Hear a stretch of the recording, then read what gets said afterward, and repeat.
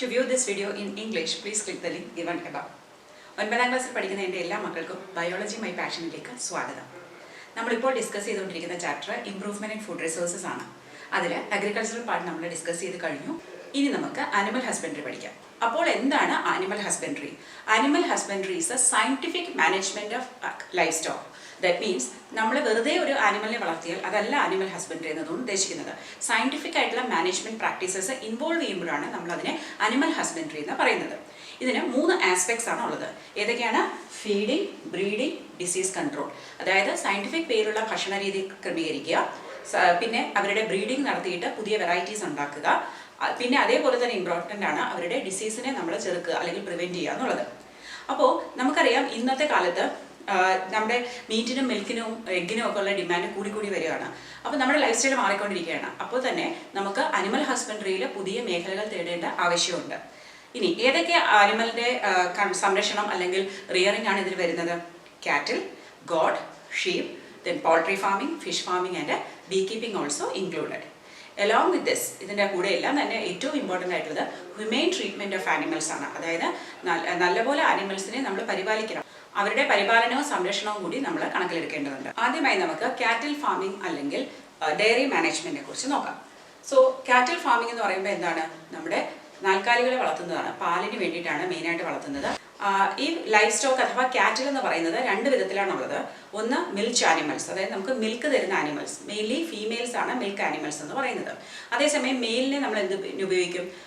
ഫാമിലൊക്കെ നമുക്ക് ലേബർ, അവരെ നമ്മൾ ബീസ്റ്റ് ഓഫ് ബേർഡൻ എന്നാണ് വിളിക്കുന്നത്. ഡ്രാഫ്റ്റ് ആനിമൽസ് എന്ന് പറയും. അതായത് ഫാം ലേബർ ചെയ്യാനുള്ള എക്സാമ്പിൾ ഇറിഗേഷൻ, ടില്ലിംഗ്, കാർട്ടിംഗ്, വണ്ടി വലിക്കാനൊക്കെ ഉപയോഗിക്കുന്ന ആനിമൽസ് ആണ് മെയിൽസ്. അപ്പോൾ 2 തരത്തിലുള്ള കാറ്റിലുണ്ട്. Milch animals and draft animals based on their use.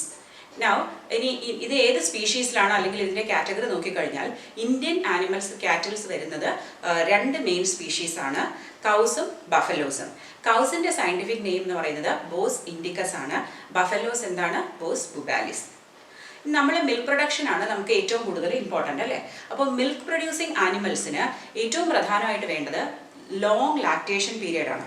Lactation period എന്ന് പറയുന്നത് the duration or the period in which cow or a buffalo can produce milk after the birth of a calf. അതായത് ഒരു ക്രാവിന് ജന്മം നൽകിയതിന് ശേഷം എത്ര നാളോളം മുലപ്പാൽ ഉണ്ടാക്കാൻ കഴിയും എന്നതിനെ ഡിപ്പെൻഡ് ചെയ്തിരിക്കും അതിൻ്റെ ലാക്ടേഷൻ പീരിയഡ്.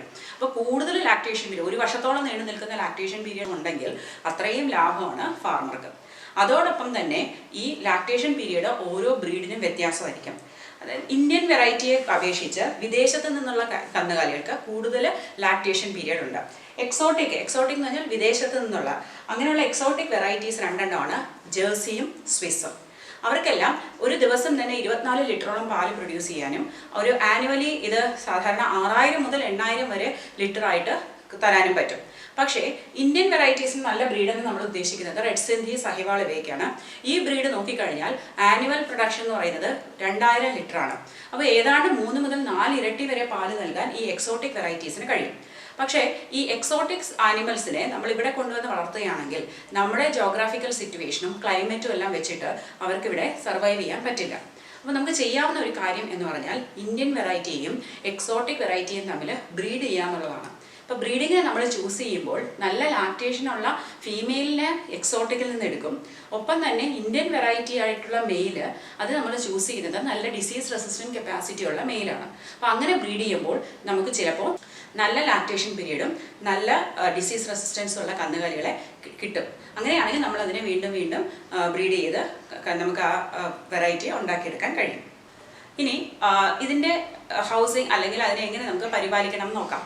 ഏറ്റവും ഇമ്പോർട്ടൻ്റ് ആയിട്ട് നല്ല പ്രോപ്പർ ക്ലീൻ ആയിട്ടുള്ള വെൽ മെയിൻറ്റെയിൻഡ് ആയിട്ടുള്ള ഏരിയയിൽ വേണം ഇതിനെ താമസിപ്പിക്കാൻ. പല ഹൈടെക് ഫാമുകളിലും നല്ല മോഡേണൈസ്ഡ് ആയിട്ടുള്ള ഷെഡുകളുണ്ട്.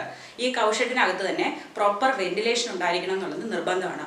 അതോടൊപ്പം തന്നെ റൂഫും ഉണ്ടായിരിക്കണം, മഴ വെയിലിൽ നിന്നൊക്കെ അതിനെ സംരക്ഷിക്കാൻ വേണ്ടിയിട്ട്. അതുപോലെ തന്നെ ദിവസവും ഈ ആനിമലിനെ കുളിപ്പിക്കുകയും അതിൻ്റെ മുടി അല്ലെങ്കിൽ അതിൻ്റെ രോമം ബ്രഷ് ചെയ്ത് കൊടുക്കണം. എന്നാലേ ഈ അഴുക്കെല്ലാം കെട്ടി നിന്ന് അല്ലെങ്കിൽ ജട പിടിക്കാനുള്ള ചാൻസ് ഉണ്ട്. അതെല്ലാം ഊരി ഹെയർ ലൂസാക്കി കൊടുക്കേണ്ടത് വളരെ അത്യാവശ്യമാണ്. അപ്പോൾ അതോടൊപ്പം തന്നെ വല്ല പാരസൈറ്റ്സ് ഒക്കെ ഉണ്ടെങ്കിൽ അതിനെ നമുക്ക് റിമൂവ് ചെയ്യാൻ പറ്റും. പിന്നെ മറ്റൊരു കാര്യം ശ്രദ്ധിക്കേണ്ടത്, ഈ ഹെഡിന്റെ ഫ്ലോർ എന്ന് പറയുന്നത് സ്ലോപ്പിംഗ് ആയിരിക്കണം അല്ലെങ്കിൽ സ്ലാൻഡിങ് ആയിരിക്കണം. കാരണം അപ്പം ഈ എക്സ്ക്രീറ്റ യൂറിനൊക്കെ ഉണ്ടെങ്കിൽ അത് ഒഴുകി അങ്ങ് മാറി നിൽക്കാനും ഒപ്പം തന്നെ ക്ലീനിങ് ഫെസിലിറ്റി എളുപ്പമായിരിക്കും. അപ്പോൾ എപ്പോഴും ഡ്രൈ ആയിട്ട് സൂക്ഷിക്കാൻ നമുക്ക് കഴിയും. ഇനി നമുക്ക് രണ്ടാമത്തെ ആസ്പെക്റ്റായ ഫീഡിങ്ങിനെ കുറിച്ച് ചിന്തിക്കാം. അപ്പോൾ ഫീഡിങ് എന്ന് ഉദ്ദേശിക്കുന്നത് അതിന് കൊടുക്കുന്ന ഫുഡാണ്. അപ്പോൾ ഈ കാറ്റിലിന് 2 തരത്തിലുള്ള റിക്വയർമെന്റ്സ് ആണ് വേണ്ടത്. അതായത് നോർമലി ആ ലൈഫ് മെയിൻറ്റെയിൻ ചെയ്ത് ഒരു ഹെൽത്തി ലൈഫിന് വേണ്ടിയിട്ടുള്ള ഫുഡ്, അതിനെ പറയുന്ന പേരാണ് മെയിൻ്റനൻസ് റിക്വയർമെന്റ് എന്ന് പറയുന്നത്. അതുപോലെ തന്നെ മിൽക്ക് പ്രൊഡ്യൂസിങ് റിക്വയർമെന്റ് ഉണ്ട്. ലാക്ടേഷൻ പീരീഡിന്റെ സമയത്ത് ആ പശുവിന് കൂടുതൽ നറിഷ്മെന്റ് കൊടുക്കേണ്ടതുണ്ട്. അതാണ് മിൽക്ക് പ്രൊഡ്യൂസിങ് റിക്വയർമെന്റ്. അതനുസരിച്ച് 2 തരം ഫീഡാണ് ഈ ആനിമൽസിനുള്ളത്. ഒന്ന് റഫേജ്, അതായത് മെയിൻ്റനൻസ് റിക്വയർമെന്റ് എന്ന് ഉദ്ദേശിക്കുന്നത് ഇതാണ്. വെറുതെ നമ്മൾ പച്ചപ്പുല്ല്, വൈക്കോല് അതൊക്കെ കൊടുക്കുമ്പോഴാണ് എന്ത് ലാർജ് എമൗണ്ട് ഓഫ് ഫൈബർ ചെല്ലുകയാണ്. അവർക്ക് ഡെയിലി മെയിൻ്റനൻസിന് അത് മതി. പക്ഷേ പശു പാല് തരുന്ന സമയത്ത്, പാലിന്റെ പ്രൊഡക്ഷൻ കൂട്ടുന്ന സമയത്ത് നമുക്ക് എന്ത് വേണം? കൂടുതൽ പ്രോട്ടീൻ റിച്ച്. അപ്പം നമ്മൾ അവിടെ കോൺസെൻട്രേറ്റ് ആണ് കൊടുക്കുന്നത്. നമ്മൾ സാധാരണ ഫീഡൊക്കെ കടയിൽ നിന്ന് വാങ്ങിക്കില്ലേ, ഫോഡർ, പിണ്ണാക്കെന്നൊക്കെ പറയും. അതൊക്കെ എന്താണ്? കൂടുതൽ rich in proteins and nutrients. പിന്നെ നമ്മൾ സാധാരണയായിട്ട് അഡിക്റ്റീവ് ന്യൂട്രിയൻസ് ആയിട്ട് മൈക്രോ ന്യൂട്രിയൻസും കൂടെ കൊടുക്കും. അതുകൊണ്ട് നമുക്ക് മിൽക്കിന്റെ ഔട്ട്പുട്ടും കൂട്ടാൻ കഴിയും, ആനിമലിന്റെ ഹെൽത്തും ഇമ്പ്രൂവ് ചെയ്യാൻ പറ്റും. അപ്പോൾ ഇനി ഹെൽത്തിലേക്ക് വരുമ്പോൾ നമുക്ക് മൂന്നാമത്തെ ആസ്പെക്റ്റ് ആയ ഡിസീസ് കൺട്രോളിനെ കുറിച്ച് നോക്കാം. ഡിസീസ് വന്നാലുള്ള പ്രശ്നം എന്താണ്? ഒന്ന്, it can lead to death.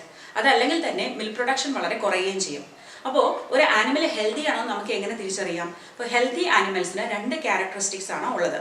ഒന്ന്, അതിന് മെയിൻറ്റെയിൻസ് പ്രോപ്പർ പോസ്റ്റർ. ആനിമൽ നല്ല ആരോഗ്യപരമായി നിൽക്കുക, കിടക്കുകയൊക്കെ ചെയ്യും. അതല്ലെങ്കിൽ എപ്പോഴും അത് താഴ്ന്ന് കിടക്കുകയായിരിക്കും. ഓക്കെ, അപ്പോൾ maintenance of correct posture is one characteristic of a healthy animal. Second, it feeds regularly. അതായത് ഫുഡ് റെഗുലർ ആയിട്ട് നല്ലപോലെ കഴിക്കുന്നുണ്ടെങ്കിൽ അത് ഹെൽത്തി ആണെന്ന് വിചാരിക്കാം. അപ്പോൾ ഈ പശു കഴിക്കുന്നില്ല അല്ലെങ്കിൽ അത് എന്തെങ്കിലും വിമുഖത കാണിക്കുന്നുണ്ടെങ്കിൽ അതിനെന്തോ അസുഖം ഉണ്ടെന്ന് നമുക്ക് മനസ്സിലാക്കാം. ഇനി എന്തൊക്കെ ആനിമൽസ് ആണ് ഇതിനെ ശല്യപ്പെടുത്തുന്നത്? പാരസൈറ്റ്സ് ആണ് മെയിൻ ആയിട്ടുള്ളത്. ഈ പാരസൈറ്റ്സ് എന്ന് പറയുന്നത് എക്ടോ പാരസൈറ്റ്സ് ആകാം, എൻഡോ പാരസൈറ്റ്സ് ആകാം. ശരീരത്തിനകത്തുള്ള പാരസൈറ്റ്സിനെ നമ്മൾ എൻഡോ പാരസൈറ്റ് എന്ന് പറയും. ഇതിന്റെ ഉദാഹരണമായിട്ട് സ്റ്റൊമക്കിലും ഇൻഡസ്റ്റൈനിലും ഒക്കെ വേംസ് കാണാം. ഒപ്പം തന്നെ ലിവറിനെ അഫക്റ്റ് ചെയ്യുന്നതാണ് ഫ്ലൂക്ക്, ലിവർ ഫ്ലൂക്ക് എന്ന് പറയും. ഇനി പുറത്തോ, ശരീരത്തിന്റെ പുറത്ത് ചെള്ള്, പേന അതുപോലുള്ള എക്സോ പാരസൈറ്റ്സിനെയും കാണാൻ കഴിയും. അപ്പോൾ പാരസൈറ്റ്സ് കൂടാതെ ബാക്ടീരിയയും വൈറസും ഫംഗസും കൊണ്ടുള്ള അസുഖങ്ങളും ഇതിന് ഉണ്ടാകാം. വാക്സിനേഷൻ കൊണ്ട് ബാക്ടീരിയലും വൈറസ് ഡിസീസസിനെ നമുക്ക് ഒരു പരിധി വരെ പ്രിവെന്റ് ചെയ്യാൻ കഴിയും. അപ്പോൾ ഈ 3 ആസ്പെക്ട്സ് ആയ ബ്രീഡിംഗ് നമ്മൾ പറഞ്ഞു, ഫീഡിംഗ് ആൻഡ് ഡിസീസ് കൺട്രോൾ, ഇത് 3ഉം സയന്റിഫിക് ആയിട്ട് നോക്കുകയാണെങ്കിൽ നമുക്ക് വളരെ നല്ല രീതിയിൽ പ്രോഫിറ്റബിൾ ആയിട്ട് ഡയറി മാനേജ്മെന്റ് മുന്നോട്ട് കൊണ്ടുപോകാൻ കഴിയും. അനിമൽ ഹസ്ബൻഡറിയിൽ പറയുന്ന രണ്ടാമത്തെ ഹെഡിങ് എന്ന് പറയുന്നത് പോൾട്രി ഫാമിംഗ് ആണ്. Poultry farming is undertaken to raise domestic fowls for getting egg and chicken meat. അതായത് നമ്മൾ പക്ഷികളെ വളർത്തുന്നു, എസ്പെഷ്യലി ചിക്കൻ വളർത്തുന്നു. എന്തിനു വേണ്ടിയിട്ടാണ്? എഗ്ഗിനും മീറ്റിനും വേണ്ടിയിട്ട്. ഇന്നത്തെ കാലത്ത് മീറ്റിനുള്ള ഡിമാൻഡ് കൂടി വരികയാണ്. അപ്പോൾ നമ്മൾ ഈ ഒരു അണ്ടർടേക്കിംഗ് ചെയ്യുമ്പോൾ തന്നെ 2 തരത്തിലാണ് നമ്മൾ അവരെ വളർത്തുന്നത്. അതനുസരിച്ച് 2 തരം ബ്രീഡുണ്ട്, ലെയേഴ്സും ബ്രോയിലേഴ്സും. ലെയേഴ്സ് എന്ന് പറയുന്നത് മുട്ടയിടാനുള്ള പർപ്പസിന് വേണ്ടി മാത്രം വളർത്തുന്നവയാണ്. അതേസമയം ബ്രോയിലേഴ്സിനെ നമ്മൾ മുട്ടയിടാൻ അനുവദിക്കുന്നില്ല, അവരെ മീറ്റിന് വേണ്ടി മാത്രം വളർത്തുന്നു. അപ്പം എഗ്ഗിന് വേണ്ടി വളർത്തുന്നവരെ ലെയേഴ്സ് എന്നും മീറ്റിന് വേണ്ടി വളർത്തുന്നതിന് ബ്രോയിലേഴ്സ് എന്നും പറയുന്നു. ഇനി ഈ ഒരു ഫീൽഡിലും നമുക്ക് ബ്രീഡിംഗ് ചെയ്യേണ്ടതുണ്ട്. ക്വാളിറ്റീസ് കമ്പൈൻ ചെയ്യാൻ വേണ്ടിയിട്ട് എക്സോട്ടിക് സ്പീഷീസിനെയും ലോക്കൽ വെറൈറ്റിയെയും നമ്മൾ കമ്പൈൻ ചെയ്യും. ഇവിടെ എക്സോട്ടിക് സ്പീഷീസ് എന്ന് പറയുന്നത് ലെഗോൺ ആണ്. അതേസമയം ഇന്ത്യൻ അല്ലെങ്കിൽ ലോക്കൽ വെറൈറ്റി എന്ന് പറയുന്നത് അസീലാണ്.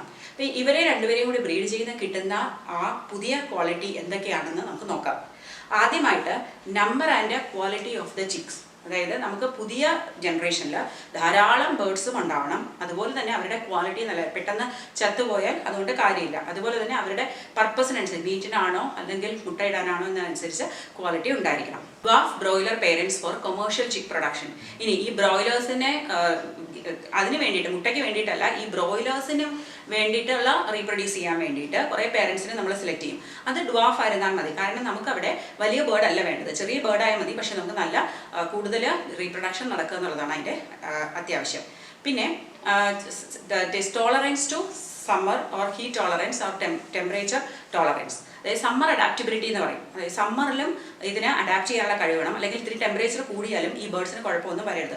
സാധാരണയായിട്ട് ഇങ്ങനെയുള്ള പക്ഷികളിൽ, പ്രത്യേകിച്ച് ഈ ചിക്കൻ പോലുള്ളതിൽ അസുഖങ്ങൾ വരുന്നത് ഈ ഹൈ ടെമ്പറേച്ചർ സമ്മർ സീസണിലാണ്. അപ്പോൾ സമ്മർ അഡാപ്റ്റബിലിറ്റി മറ്റൊരു ക്വാളിറ്റിയാണ്. പിന്നെ ലോ മെയിൻ്റനൻസ് റിക്വയർമെൻറ്റ് ഏതൊരു കാര്യത്തിലും അത്യന്താപേക്ഷിതമാണ്.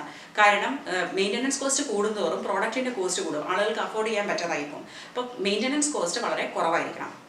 പിന്നെ കൂടുതലും ചിക്കൻ പോൾട്രി ഫാമിലൊക്കെ നമുക്കറിയാം തൗസൻഡ്സ് ഓഫ് ബേർഡ്സിനെ നമ്മൾ ഒരൊറ്റ ഷെഡിനകത്താണ് വളർത്തുന്നത് അല്ലേ. ഇനി അതിൻ്റെ ഫീഡ് എഫിഷ്യൻസിയെ കുറിച്ചും നമുക്ക് കുറച്ച് ശ്രദ്ധിക്കേണ്ടതുണ്ട്. Reduction in the size of the egg laying animals or birds and also they should be fed with a very cheap feed which is actually a byproduct of the agricultural field. നമ്മുടെ agricultural ഫീൽഡിലുണ്ടാവുന്ന ഈ by products, അതായത് ചെറിയ ചെറിയ ധാന്യങ്ങളുടെ പൊടിഞ്ഞ അരിയുടെ പൊടിയോ അല്ലെങ്കിൽ നെല്ല് അതൊക്കെ ഇട്ട് കൊടുത്തിട്ട് ആ ചീപ്പായിട്ടുള്ള ആ ഫുഡ് കൊണ്ട് അഗ്രികൾച്ചറൽ ബൈ പ്രോഡക്റ്റ് കൊണ്ട് ഇവരെ വളർത്തണം. അതോടൊപ്പം തന്നെ അവയ്ക്ക് എന്ത് വേണം, നല്ല എഗ് ലേയിങ് കപ്പാസിറ്റി ഉണ്ടായിരിക്കണം. അപ്പോൾ എപ്പോഴും ആലോചിക്കുക, നമ്മൾ മീറ്റിന് വേണ്ടിയിട്ടാണ് വളർത്തുന്നതെങ്കിൽ കൂടുതൽ ഫാറ്റി ആയിട്ട് ആക്കാനാണ് ശ്രമിക്കുന്നത്. ബ്രോയിലേഴ്സ് വെയിറ്റിനാണ് പ്രാമുഖ്യം. അതേസമയം മുട്ടയിടാനാണെങ്കിലോ സൈസ് ചെറുതായാലും മതി, പക്ഷേ കൂടുതൽ മുട്ട വേണം എന്നുള്ളതാണ് നമുക്ക് ശ്രദ്ധിക്കേണ്ടത്. ഫിഷറീസിൻ്റെ കാര്യത്തിൽ മറ്റൊരു ശ്രദ്ധിക്കേണ്ട വസ്തുത എന്ന് പറയുന്നത് അവരുടെ ഫീഡാണ്. അപ്പോൾ നമ്മൾ ബ്രോയിലേഴ്സ് ആണ് വളർത്തുന്നത്, മീറ്റിന് വേണ്ടിയിട്ടാണ് വളർത്തുന്നതെങ്കിൽ ഭയങ്കര ന്യൂട്രിയൻ റിച്ച് ആയിട്ടുള്ള ഫുഡാണ് നമ്മൾ കൊടുക്കുന്നത്. ഒപ്പം തന്നെ പ്രോട്ടീൻ്റെ അളവ് കൂടുതലായിരിക്കും, വിറ്റമിൻ എയും കെയും കൂടുതലായിരിക്കും. ഇതുകൊണ്ടൊക്കെ നമുക്ക് കിട്ടുന്ന മെച്ചം എന്താണെന്ന് വെച്ചാൽ അതിൻ്റെ ഫീഡ് എഫിഷ്യൻസിയും കൂടും, അവരുടെ ഗ്രോത്ത് റേറ്റും കൂട്ടാൻ പറ്റും. ഒപ്പം തന്നെ നമ്മൾ അതിൻ്റെ മോർട്ടാലിറ്റി റേറ്റ് കൺട്രോൾ ചെയ്യണം. മോർട്ടാലിറ്റി എന്ന് വെച്ചാൽ ഡെത്ത് റേറ്റ് കൂടാൻ പാടില്ല, അത് വലിയ നഷ്ടത്തിൽ കലാശിക്കും. പിന്നെ കാർക്കസ് ക്വാളിറ്റി മെയിൻറ്റെയിൻ ചെയ്യണം. കാർക്കസ് ക്വാളിറ്റി എന്ന് പറയുന്നത് ഡെഡ് ബോഡിയുടെ ക്വാളിറ്റിയാണ്. കാരണം ഇവിടെ ഡെഡ് ബോഡി എന്ന് ഉദ്ദേശിക്കുന്നത് നമ്മൾ ചത്ത കോഴിയുടെ അല്ലെങ്കിൽ ബേർഡിൻ്റെ മീറ്റാണ് ഉപയോഗിക്കുന്നത് അല്ലെ, കൊന്നതിന് ശേഷമാണ് ഉപയോഗിക്കുന്നത്. അപ്പോഴും ആ ക്വാളിറ്റി ഓഫ് മീറ്റ് നല്ലതായിരിക്കണം. ഫെദറിങ് ക്വാളിറ്റി മെയിൻറ്റെയിൻ ചെയ്യണം. ഈ ഫെദറിങ് ക്വാളിറ്റിയുടെ കാര്യം എന്ന് വെച്ചാൽ ഫെദറിങ്ങും റീപ്രൊഡക്ഷനും തമ്മിൽ റിലേഷൻ ഉണ്ട്. അപ്പോൾ ഗുഡ് ഫെദറിങ് ക്വാളിറ്റി അത്യാവശ്യമാണ്. അപ്പോൾ നമ്മൾ മാനേജ്മെന്റ് പ്രാക്ടീസസിൽ എന്തൊക്കെ ശ്രദ്ധിക്കണം? ഏറ്റവും ആദ്യമായിട്ട് ശ്രദ്ധിക്കേണ്ടത് പ്രോപ്പർ ടെമ്പറേച്ചർ പോൾട്രി ഫാമിൽ മെയിൻറ്റെയിൻ ചെയ്യാൻ ശ്രദ്ധിക്കുക. പിന്നെ നല്ല ഹൈജീൻ ഉണ്ടായിരിക്കണം ഡിസീസസിനെയൊക്കെ പ്രിവെൻറ്റ് ചെയ്യാൻ വേണ്ടിയിട്ട്. പിന്നെ നല്ല സയൻറ്റിഫിക് ആയിട്ടുള്ള ഫീഡ് കൊടുക്കേണ്ടത് അത്യാവശ്യമാണ്. ഒപ്പം തന്നെ വാക്സിനേഷനും കൂടെ എടുക്കുകയാണെങ്കിൽ ഈ ആനിമൽസിനെ മറ്റ് അസുഖങ്ങളിൽ നിന്ന് നമുക്ക് രക്ഷിക്കാൻ കഴിയും. ഇവയ്ക്കും മെയിൻലി ഉണ്ടാകുന്ന അസുഖങ്ങൾ ബാക്ടീരിയ, വൈറസ്, ഫംഗൈ, പാരസൈറ്റ്സ്, അത് കൂടാതെ ചില ഡെഫിഷ്യൻസി ഡിസീസസും ഉണ്ടാവും. അപ്പോൾ ഇതിനെല്ലാം നമ്മൾ എന്ത് ചെയ്യണം? Proper sanitation and hygiene should be maintained and we can clean using disinfectants the entire area and also vaccination. അപ്പോൾ നിങ്ങൾക്ക് ഈ ലെസൺ മനസ്സിലായെന്ന് കരുതുന്നു. നിങ്ങൾക്ക് എൻ്റെ വീഡിയോ ഇഷ്ടമാകുന്നുണ്ടെങ്കിൽ please like, share and subscribe to my channel biology my passion. Thank you for watching my video.